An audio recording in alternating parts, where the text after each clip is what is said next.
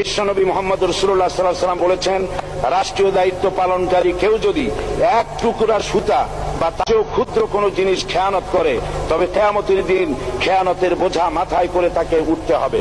মাননীয় স্পিকার, আল্লাহ রসুল যে সরকার ব্যবস্থা প্রতিষ্ঠা করেছিলেন তা সত্যিকার অর্থে ছিল জনকল্যাণমূলক সরকার। নবী করিম সাল্লাল্লাহু আলাইহি ওয়াসাল্লাম সরকারি কর্মকর্তাদের বিরুদ্ধে কোনো অভিযোগ পেলে তখনই ব্যবস্থা গ্রহণ করতেন।